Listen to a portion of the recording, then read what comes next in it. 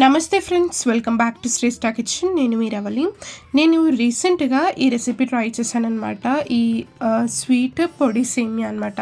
ఇది ఎంత టేస్టీగా ఉందో అసలు, చాలా అంటే చాలా కమ్మగా సూపర్ టేస్టీగా ఉంటుంది. అసలు స్వీట్ క్రేవింగ్స్ ఎక్కువగా ఉన్న వాళ్ళు ఎప్పుడు కూడా స్వీట్ తినాలని అనిపిస్తూ ఉంటుంది కదా. సో ఎక్కువగా ప్రాసెస్ లేకుండా ఈజీగా ఈ స్వీట్ పొడి సేమియాని ఇంట్లో చాలా ఈజీగా ప్రిపేర్ చేసేసుకోవచ్చు అండి, కొంచెం టైంలోనే. అలాగే ఇంగ్రీడియంట్స్ కూడా మనకి ఈజీగా ఇంట్లో దొరికేటివి అనమాట. సో ఈ స్వీట్ సేమియాని ఎలా చేసుకోవాలి నేను ఇక్కడ చూపించేస్తాను పదండి. ముందుగా స్టవ్ మీద ఒక ప్యాన్ పెట్టేసుకొని కొంచెం నేను ఇక్కడ నెయ్యి వేసుకున్నాను. నెయ్యిలోకి ఇలా డ్రై ఫ్రూట్స్ అన్ని కూడా వేసుకొని మంచిగా దూరగా వేంపుకొని ఒక ప్లేట్లో పక్కన పెట్టేసుకుందాము. నేను ఇక్కడ కాజు, బాదాం అలాగే కిస్మిస్ కూడా తీసుకున్నాను. వీటిని మంచిగా కొంచెం రంగు మారేంత వరకు చక్కగా వేంపుకొని ఒక ప్లేట్లోకి తీసుకొని పెట్టేసుకుందాము. చూస్తున్నారు కదా, ఇలా ఫైనల్గా మనకు మంచిగా వేగాక దీన్ని సపరేట్గా పెట్టేసుకుంటున్నాను నేను. ఈ తర్వాత నేను స్టెప్ బై స్టెప్ మంచిగా క్లియర్గా మీకు స్వీట్ పొడి సేమియా ఎలా చేసుకోవాలో చూపించేస్తాను. సో ఇందులోకి మిగిలిన నెయ్యి అంతా కూడా వేసుకొని ఒక 2 స్పూన్స్ నెయ్యి, ఇందులోకి నేను ఇక్కడ సేమియాని యాడ్ చేస్తున్నాను. షీర్ కుర్మా చేసుకునే సన్నటి సేమియా ఉంటుంది కదా, అది నేను ఇక్కడ వాడాను అనమాట. ఈ సేమియాని నేను ఇక్కడ ఒక 2 కప్స్ అంతా తీసుకున్నాను. ఇలా ఈ సేమియాని ఈ నెయ్యిలోకి వేసుకొని మంచిగా వేంపుకోవాలి. కొంచెం రంగు మారి గోల్డెన్ బ్రౌన్ కలర్లోకి వచ్చేంత వరకు ఈ సేమియాని మంచిగా చిన్న ఫ్లేమ్లో మంటను పెట్టుకొని మంచిగా దీన్ని బాగా వేంపుకోవాలి.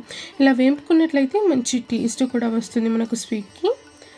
చూస్తున్నారు కదా, ఫైనల్గా ఇలా మంచిగా కొంచెం రంగు మారి ఇలా బాగా వేగిపోవాలన్నమాట సేమియా అంతా కూడా. ఇలా చక్కగా వేగిన తర్వాత ఇందులోకి ఇంగ్రీడియంట్స్ వేసుకుందాము. మిగతా ఇంగ్రీడియంట్స్ చూసారు కదా, ఇలా మంచిగా వేగాక ఇందులోకి నేను ఇక్కడ ఒక 1/2 కప్ అంతా షుగర్ వేసుకుంటున్నాను.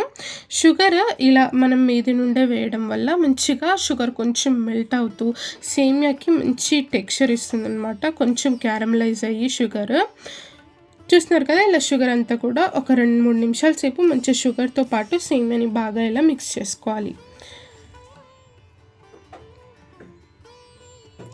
ఇలా షుగర్ అంతా కూడా ఇలా మంచిగా సేమియాలోకి మిక్స్ అయ్యాక ఇందులోకి ఒక 1/2 కప్ అంతా వాటర్ తీసుకుందాము.